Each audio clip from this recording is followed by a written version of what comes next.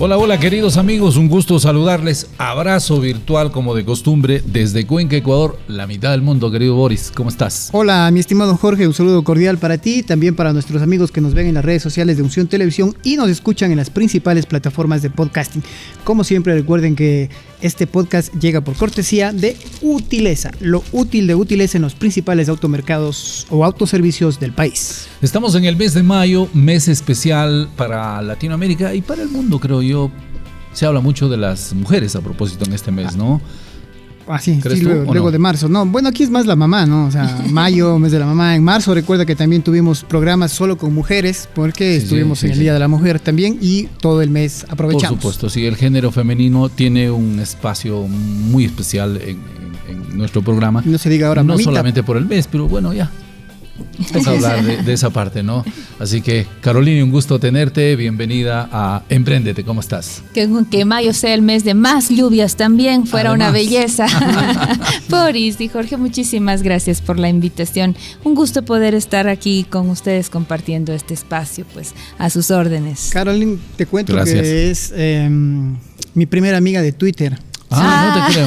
Sí, éramos de este mundo del Twitter, nos hicimos amigos. Bueno, luego ya estuve, X, ¿no? Sí, luego ya estuve en un curso con ella y ya ese 2.0 se volvió 1.0 y pudimos estrechar y recibir obviamente clases de Carolina. Qué bueno, ¿no? Carolina es académica, vinculada con el tema de la comunicación, así que bueno, vamos a conversar de algunos aspectos, pero también de su vida personal. Entiendo que es posible, ¿no? Por supuesto. Básicamente creo que iniciemos por esa parte, Carolina. ¿Cuánto tiempo en academia? Wow, estaba justamente tratando de recordar mis primeros años. Luego, eso me sonó a veces sucede, ¿no? Sí, se pierde de los inicios. Lo que pasa es que me pedían en algún momento como una actualización de la hoja de vida y estaba tratando de mirar hacia atrás, porque ya llega un minuto en que uno dice, bueno, ¿cuántos años mismo lleva uno haciendo docencia? Todo eso sobre todo, trataba de sumar cuántos años se camina en la docencia. Y es verdad, ¿no? Los primeros cursos estuve dando en el año 2007 en la Universidad de la SUAY precisamente. Cursos de manera ya regular, diremos, porque una cosa es cuando le invitan a uno a dar una charla, porque me acuerdo que en ese entonces se daba charlas, por ejemplo, me acuerdo, asociadas con relaciones públicas y protocolo para la carrera de turismo. Como una especie de educación continua. Más bien era para complementar. Complementos, cursos complementarios. En la formación que ya tenían los estudiantes de turismo, entonces necesitaban trabajar un poquito más del ámbito de relaciones humanas, de poder trabajar el tema de protocolo y organización de eventos. Entonces necesitaban complementar esa área. Y eso fue lo que calentar motores para ti también, para ya entrar, digamos, en serio como profesora, puedes decirlo, ¿no? Y la siguiente línea de trabajo fue, me acuerdo, comunicación estratégica, que era una materia que por primera vez comenzábamos a dar en la Universidad de la SUAY en la carrera de comunicaciones. Que sonaba como muy alto, ¿no? Eso de comunicación estratégica. Exacto, porque además siendo pioneros nosotros en la UDA a mirar la comunicación ya no solamente como una herramienta de gasfitería a las relaciones públicas, que eso sí se enseñaba. No nos trates tan mal. No, espérate, sino que para complementar a los relacionadores públicos con una perspectiva más estratégica, más amplia, se plantea esta segunda materia y esta era comunicación estratégica. Es que antes salíamos de todo un poco, ¿no? Como se dice, ¿no? Exacto. Y entonces allí es en donde entra esta otra. Yo seguía siendo la relacionadora pública en ese entonces de la Universidad de la SUAY y precisamente tenía una formación, en ese momento era un posgrado en Chile, y en Chile la orientación que tienen a nivel de posgrado no es tanto un posgrado en relaciones públicas, sino un posgrado en comunicación estratégica. Entonces precisamente por eso complementaba bien para poder dar esa materia en particular. Pero como que ha ido evolucionando también este tema de la comunicación, al igual que el marketing, hay el marketing deportivo, el marketing digital, el marketing sensorial. Entonces aquí estamos con comunicación organizacional, comunicación estratégica, y creo que lo último es la comunicación política, si no estoy equivocado. Y en ese fue justamente mi recorrido, lo has descrito bastante bien. Claro. Así que diremos que cuando me cuentan así hacia atrás, desde el 2007, ahora mi familia es una familia de educadores, mi padre, mi madre han estado involucrados con la docencia, docencia toda su ya vida. está en la sangre eso, ya. Y exactamente, de hecho, mis primeros pasitos haciendo docencia están enseñando inglés a niños pequeñitos en guardería y en escuela, que es en el centro educativo que tiene mi familia. Luego a mí me tuve el honor de ayudar administrando ese mismo centro educativo hasta cuando me caso y me fui a vivir en Chile con mi esposo, que fue a hacer una maestría. Te casaste y no uso el término. Y ya fue otra historia. Es que lo interesante de esto es que el matrimonio para nada impidió mi vida laboral, sino que estaba yo igual apoyando la parte administrativa de este centro educativo, que es de mi familia, la unidad educativa CEPSI, que sigue hasta ahora. Luego pasamos la factura, no te preocupes. Perdón, aquí, la cuña adicional, una preciosa institución a todo esto, pero que a su vez, como estábamos en esta línea con mi madre y mi familia, y en general, diremos, como te digo, familia de educadores, a mi esposo le tocó hacer una maestría. Y estando ya con un niño pequeño, una familia recién formándose, era imposible pensar en que se vaya él y nosotros con el pequeño quedarnos. Entonces, nada, pues hacer maletas, guardar las cosas en una bodega e irnos esta pequeña familia a Chile. Antes las maestrías eran de 2 años, creo, ¿no? Exacto. Ahora es que últimamente es 1 año, porque yo recuerdo antes eran 2 años. Así fue. Sí. Entonces fuimos todos a vivir en Chile en ese periodo, estoy hablando año 99, año 2000, mientras él hacía lo suyo, yo también apliqué a hacer también un posgrado en la Católica de Chile. Este fue uno en comunicación corporativa, que era un poco lo que te decía, ¿no? Mientras pude regresar con esta formación, pude aportar haciendo docencia en la Universidad de la SUAY, pero porque tenía ya este posgrado. ¿Y el niño? De por medio. Mientras tanto. Nos turnábamos con mi esposo en el cuidado de nuestro pequeño, Waltercito, y para poder, esto me encanta contar, para poder financiar, porque mi esposo fue con una beca, ¿no? Pero yo no tenía beca. Claro. Entonces, para poder financiar mis estudios en una universidad privada, que era la Católica de Chile, nosotros alquilamos un departamento que tenía 3 habitaciones. Entonces nosotros fuimos a una y las otras 2 subarrendamos a estudiantes. Y el servicio a estos estudiantes incluía el lavado, el planchado y la alimentación. Tenías alma emprendedora entonces. Pero cómo también, no, pues si no, ¿cómo? Entonces yo lavaba, planchaba, les daba la comida y con ese dinero que estos estudiantes me daban, agarraba y se iba íntegro a pagar la mensualidad del posgrado que podía hacer. Claro. Lo digo con mucho orgullo, porque es una inversión. Porque era la manera como pude financiar mis estudios. Entonces, el que quiere, se puede, ¿no? El que quiere se busca. Y Waltercito ahora debe ser Walterzote ya. Ya, no, pues es un joven, vive en Guayaquil, ingeniero en sistemas, maravilloso, está ya trabajando, hombre hecho y derecho. Mira, 25 años tiene ya.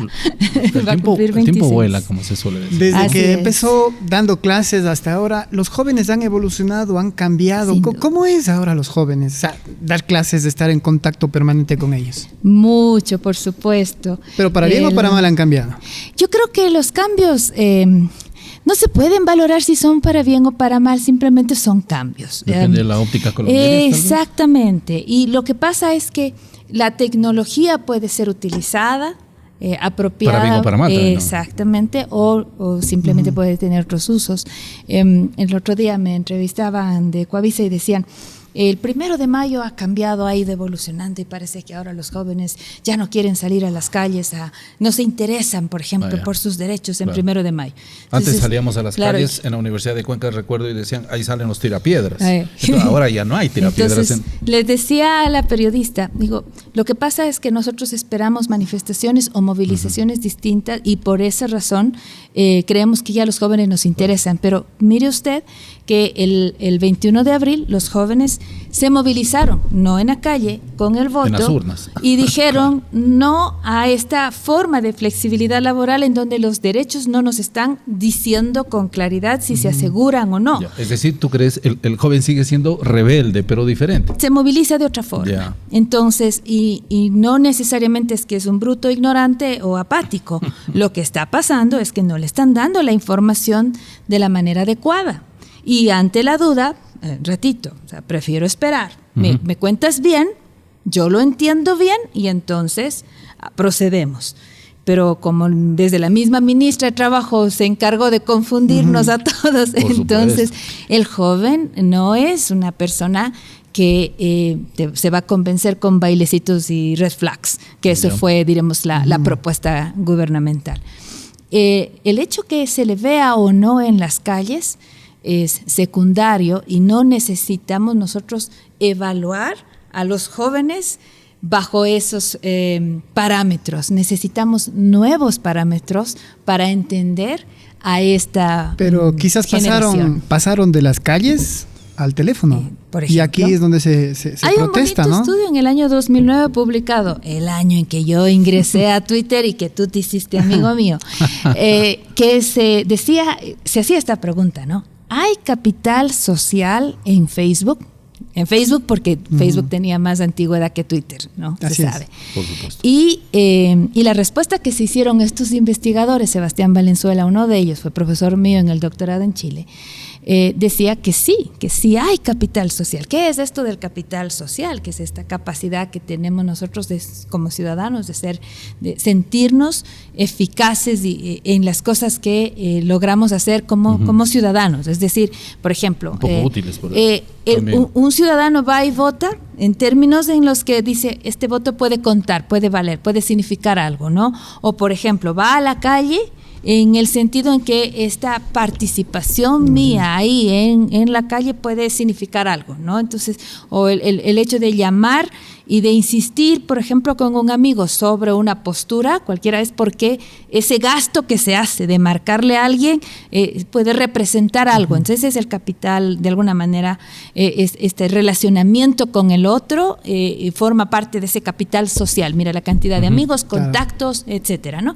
Entonces, en postear algo en Facebook, ese gasto que te haces de comentar algo, ¿no? ¿Puede interpretarse también como capital social? La respuesta es que sí, y porque el momento en que se evalúa, por ejemplo, en las personas que pasan tiempo comentando, compartiendo, dando likes en las redes. No es que sea un vago necesariamente, ¿no? Y también, no, para nada. Y a esas mismas personas luego son mucho más proclives, por ejemplo, a hacer estas otras cosas que acabo de decir, a ir a votar en los países, por ejemplo, en donde el voto es voluntario, o a llamar a un amigo para que cambie de opinión sobre una postura X, claro. Ahora, por ejemplo, inclusive salir a la calle o ir a una reunión política. Entonces, es decir, que postear tampoco es una pérdida de tiempo para este tipo de personas. Claro. ¿no? Ahora, tal vez reflexionar ahí, ¿qué tan reflexivos, valga la redundancia, podrían ser los jóvenes de hoy en día? ¿Crees tú?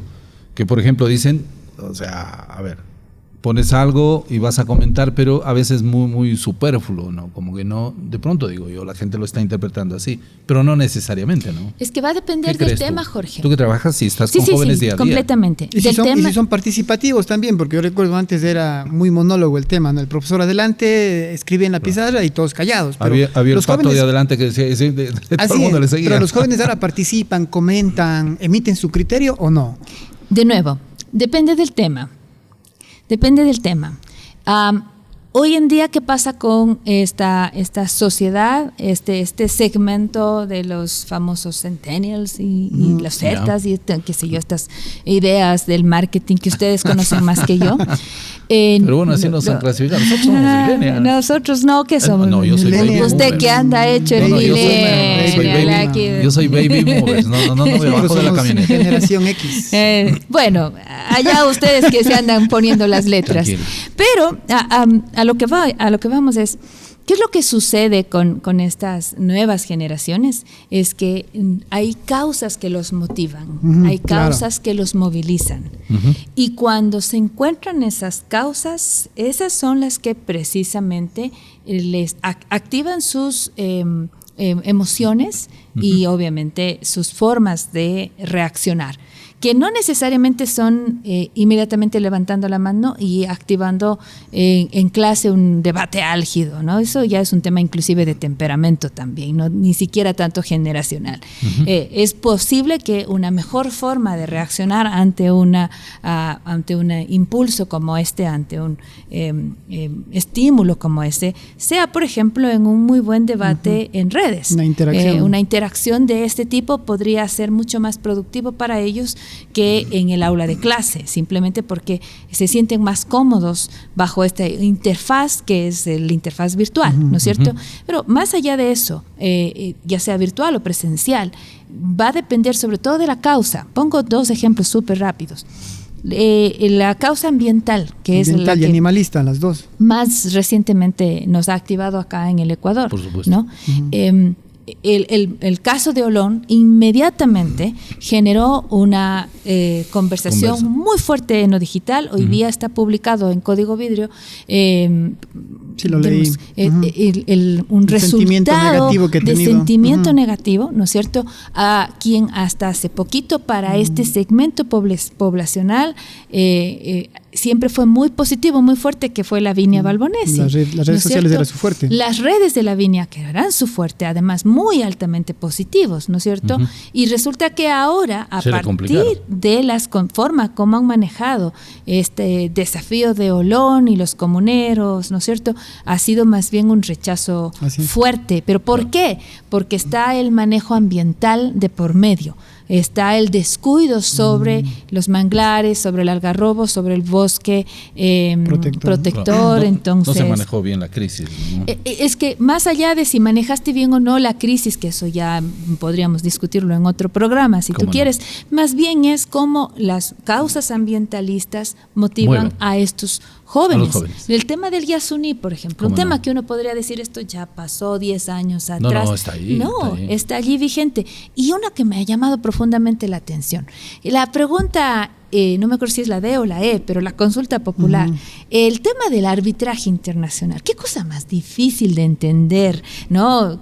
Incluso ni siquiera se preocuparon mucho de explicarla, excepto Pablo Fajardo, que llegó y se puso a poner el tema del arbitraje internacional pasado por el tamiz de los crímenes ambientales. A explicarlo con manzanitas. Y lo explicó con manzanitas, pero sobre el filtro de crímenes ambientales, de empresas como estas grandes corporaciones, que si es que damos paso, decía él, a la mediación, ¿no es cierto?, van a pasar justamente estos crímenes ambientales. Ahí se conectaron. Fue suficiente para conectar la movilización de estos jóvenes que están muy motivados por las causas ambientalistas.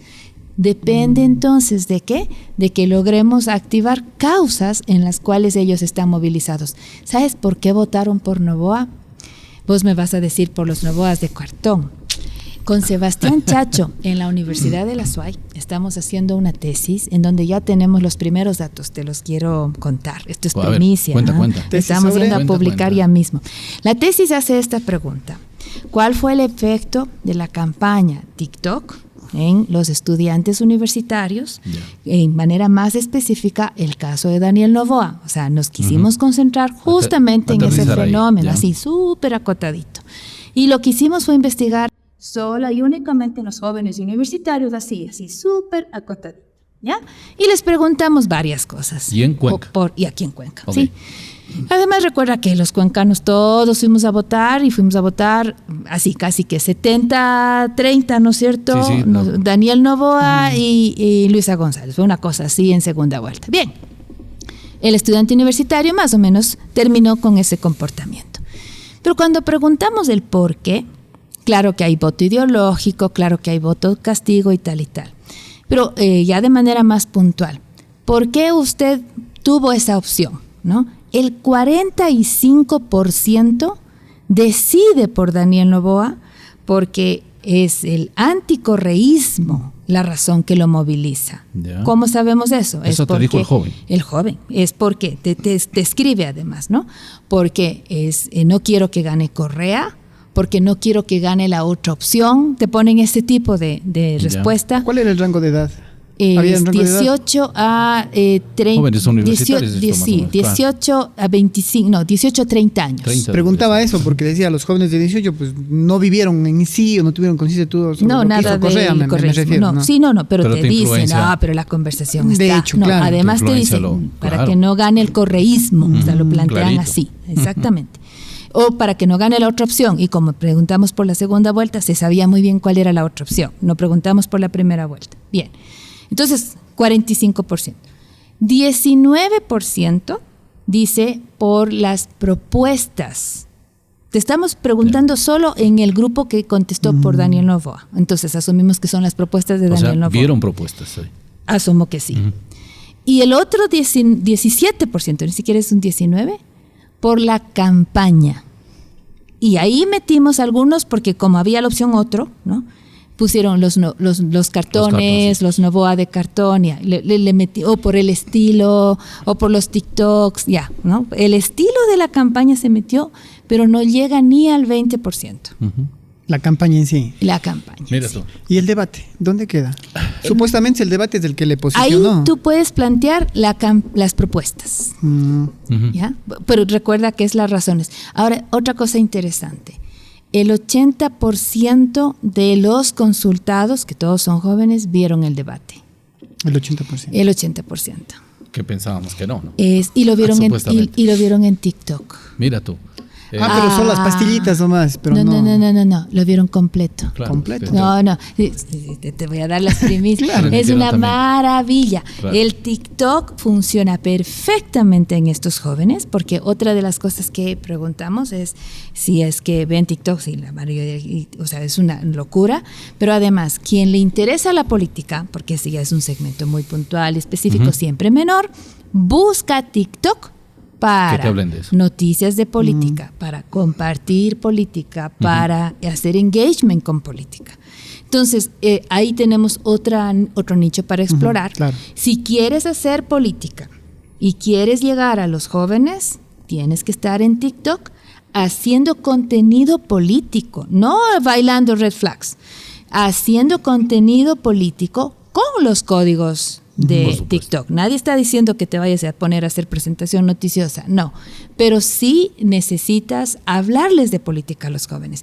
Y ese fue, por ejemplo, el éxito en la campaña del trabajo por horas y la campaña del arbitraje internacional, porque fueron muy buenos influencers tiktokeros quienes trabajaron con mucha creatividad, contenido en las lógicas del TikTok, obviamente, con mucho humor, con mucho entusiasmo, pero era política pura y dura la que se encontraba allí y a la que tenían acceso Muy jóvenes. bien. Bueno, estamos con Caroline, académica.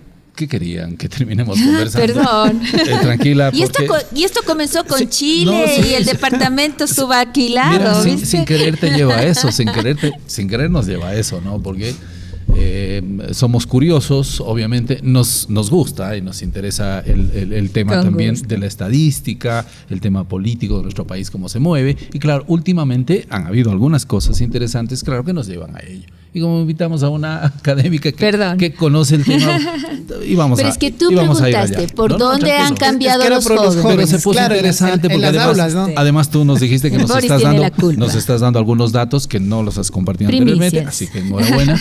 Eso es positivo. Pero bueno, ya vamos a ir concluyendo el espacio, así que ¿Ha pasado ya? vuela el tiempo. No, me estás haciendo trampa. ¿En serio? Vuela el tiempo. Vuela el tiempo realmente, entonces aprovechemos Exijo estos otro últimos, programa. pero vamos a seguir conversando, no te preocupes. Pero si recién no salíamos de las aulas universitarias, te voy a tener que seguir. Me falta Pero vamos a entero seguir- contar pero la vamos a vida. seguir en las aulas, vamos a seguir en las aulas. ¿Hasta cuándo te ves en las aulas a propósito? Esa es una pregunta que no me la... No me le he planteado. Esa es una trampa. Voy a quedar como... ¿Cuál es? ¿Cómo? La de los Quinti... No, mentira. A ver, yo no he puesto todavía un cierre, pero a propósito de conversaciones que hemos tenido con mi esposo, me gustaría hacer siempre aquello que amo. Lo que sucede es que hago lo que amo. Me gusta mucho lo que estoy en este momento haciendo. Entonces no me he cansado. no me he cansado. Ya. Me gustaría seguir haciendo investigación, que eso me apasiona tanto. Entonces, mientras pueda dirigir tesis, mientras pueda seguir produciendo mi trabajo que tanto me apasiona, lo voy a seguir haciendo. Me encanta observar desde el balcón de la academia cómo les está yendo a los políticos. Ya. Eso hago, Pero sigo haciendo. ¿Te gusta como arde Troya? Me encanta ver el incendio, pero jamás ¿Y no me meto. asusas para eso? No, ¿No eres No, pero malosa? es justamente eso le iba a decir. Si es que yo soy director del partido, mamita pega duro y le vengo y le digo, Es bonito mientras ¿quiere ves las aceptar broncas de la lejos. candidatura para la alcaldía o una concejalía? Me han pedido y he dicho no, muchas gracias. No se ve haciendo política. No, Ya te que digo, ya que nos Boris, me metimos- han pedido y he dicho no, muchas gracias. Pero bueno, puede cambiar y luego puede No, hacer. Ya que nos metimos en esta varias onda, razones, y realmente a mí lo que sí me preocupa y se pone complicadísimo en el país es que ya estamos hablando de narcopolítica y esas cosas. A mí me asusta y me aterra realmente ese tipo de situaciones, no porque tengas temor y miedo así por así, ¿no? Sino porque realmente eso es palabras mayores. El hombre conduce o dirige al hombre para perjuicio suyo. Ujú. Te cito a Jeremías y yo estoy convencida de eso. Ya. Que yo sé que es como muy apocalíptico lo Ya que va. digo. Y confío en que los sistemas hay que respetarlos, están allí para que no sea tan caótico. Al semáforo rojo, una vez que uno lo ve, pues tiene que parar, caso contrario te Por vas supuesto. y pagas Sí, sí. una multa y qué sé yo, porque puede haber un accidente. Y las autoridades están ahí en sus puestos relativos porque de lo contrario sería una anarquía y un caos total. Ujú. Pero soy muy escéptica en la posibilidad que pueda algún político solucionar problemas tan profundos que tiene Solos. la sociedad. Obviamente. El sistema político, judicial, en este y otros países, comercial, de salud, de alimentos, en fin, está corrupto. Entonces, por eso me limito a hacer el análisis. Confío en otro tipo de procesos que superan las capacidades humanas, porque confío en mi fe.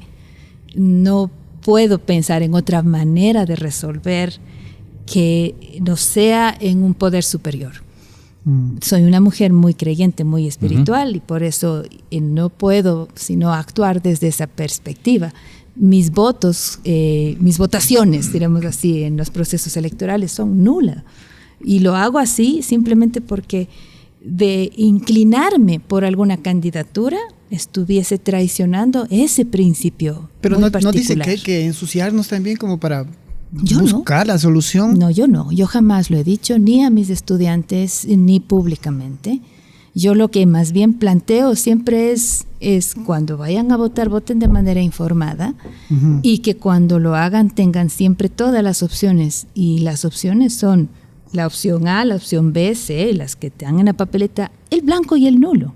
O sea, Y la mía siempre sigue. yo les el doy la voto nulo. información, ustedes analízanla y voten, pero ya con información. Entonces, claro, cuando alguien viene y me dice, venga usted para tal o cual candidatura. ¿Para qué cargo le han ofrecido? La alcaldía y la concejalía, La alcaldía. justamente me recordaste. pero es porque mi postura es esa, entonces siempre me he ido por la neutralidad. Es como un diplomático cuando está en un país extraño, ¿no? Entonces lo que hace es observar. Claro. Tal vez la única diferencia, pero es porque la academia me permite ese balcón de análisis, es que cuando analizo lo comento, pero porque ha habido la generosidad de los medios de comunicación que han considerado mi espacio de análisis y de repente por ahí más de uno ha dicho, hombre, vale la pena escucharle a esta persona. ¿Se considera influyente? A ver, Quedó pensando. sí, lo que pasa es que quiero articular mejor la respuesta y te lo voy a poner con un ejemplo bien particular. Cuando la idea desde Cuenca, desde las orillas del Tomebamba y desde una mujer puede cruzar el charco y ser escuchada en el canal español de televisión española, o puede ser publicada en el Washington Post, en la edición en inglés, o puede ser, por ejemplo, publicada también en la BBC o en Canal Chileno, o ser escuchada en Buenos Aires, desde aquí, desde las orillas del Tomebamba, o en la Deutsche Welle, o en el New York Times, uno qué puede decir sino muchas gracias. Eso no sucede siempre. Y yo no he salido de Cuenca, salvo para estudiar. Entonces, desde esa perspectiva, creo que uno puede dar un servicio un poquito más.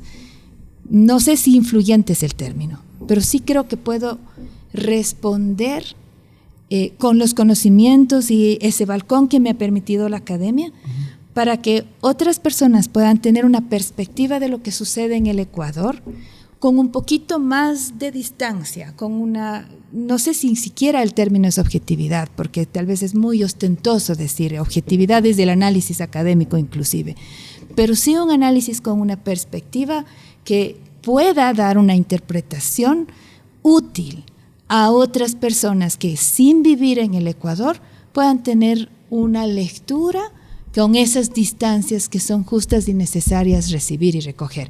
Si a otros periodistas les parece bueno y que lo que estoy diciendo les hace sentido, yo me siento más que honrada. Si eso les pasa a esos medios, y también le pasa a Ecuavisa, y también le pasa a Teleamazonas, o le pasa a Unción, o le pasa a mis amigos Jorge y Boris, yo me siento más que honrada. Gracias, Caroline, por estar con nosotros. Tal vez una parte final, alguien me decía, una cosa es la academia y otra es ya subirse digamos, estar al frente de alguna X institución manejando un determinado cargo, por así decirlo. También nuestros antepasados sabían decir, una cosa es con guitarra y otra con violín. A veces quieren dar esos mensajes, sí, desde la academia investigas, haces cosas y bueno, lo graficas ahí, pero otra es estar y ahí donde las papas queman. Donde las papas queman y como reflexión final nada que más. las papas Caroline, quemen siempre en la academia. Por los tiempos. No, yo feliz de la vida de seguir aportando en la academia y en las distintas áreas en donde la docencia me lleve. Por ejemplo, en donde se puede hacer verdadera incidencia, ¿sabes en dónde, Jorge? En el sector educativo, en sus distintos niveles. Si yo puedo seguir haciendo docencia en la universidad, Dios le pague. Hago eso. Ahora estoy haciendo gestión en la universidad y estoy muy agradecida con la Universidad de Cuenca por esa oportunidad, y hago administración educativa en la educación primaria y secundaria, y la educación además que hace educación inclusiva, que es una cosa maravillosa, de manera que no puedo sino darle gracias a pero todas como esas como cereza al pastel, solamente ya para terminar, quizás pobre Juan Carlos, la edición de esta va a ser terrible. Pero quizás no les seduce el hecho de poner, o sea, ya a su carrera lo máximo, una Secretaría de Comunicación, por ejemplo. Me han pedido. La Secretaría de Comunicación. Me han pedido más de una vez y he dicho que no. He dicho que no por varias razones, y es simplemente porque tú necesitas, porque ese sí es un trabajo técnico, no es un trabajo, diremos que uno, o sea, obvio, está dentro de lo político y al final del día, pero uno podría manejarlo desde lo técnico también, porque necesitas tener un equipo fuerte y necesitas tener políticos convencidos, y esas dos cosas juntas es muy difícil contar. Por ejemplo, a mí me dio mucho gusto ver a Roberto Izurrieta, porque es una persona muy valiosa, pero precisamente porque conozco de su valía, porque he leído su trabajo, porque he seguido cerca su trabajo, tuve la decepción más grande hasta ahora sentida en los secretarios de comunicación a los cuales he seguido de cerca. Y Roberto ahora está en Washington, ¿no? Bueno, eso pasa, ¿no? A propósito de las compuestas. Gracias por estar con nosotros, Caroline. Desearte lo mejor y éxito siempre, ¿no? Pero insisto, nos faltó el tiempo. ¿Qué pasó con el tiempo? Sí, sobró. Faltó el tiempo, pero me refería a que nos quedó mucho hoy un carrete en este caso, básicamente de nuestra invitada para compartirla con nuestra audiencia. Pero bueno, habrá una segunda parte, ¿no? Y bueno, para que siga haciendo también sus apuntes. Le hacemos entrega de los útiles de útiles. Amanda va a agradecer esto. El que va a protestar es Caleb. Eso sí, porque dice, no hemos contado una historia sobre Caleb. ¿Quién es Amanda? Amanda es mi tercera hija, que le encanta mucho el lettering, el tema del dibujo y la pintura y tal, y ella tiene 14 años. Chévere. Sí. Y Caleb es el que está estudiando comunicación, es el que me acompaña, es que no tengo idea por qué le quiere seguir ciertos pasos, no los míos, porque le gusta más el periodismo que el análisis, así que él va hacia el periodismo. Qué bien, muy entonces, bien. ahí está. Ahí está. Muy bien, gracias Carito, como te decimos siempre con cariño. Qué amable. Gracias por estar con nosotros en este espacio Emprendete. Así que llegamos al final, querido Boris. Gracias, un saludo también para nuestros amigos que nos están viendo en las redes sociales de Unción Televisión y escuchando en las diferentes plataformas de podcasting. Será hasta la próxima semana, Jorge. Abrazo virtual como de costumbre desde Cuenca, Ecuador. Hasta la próxima. Hasta la próxima.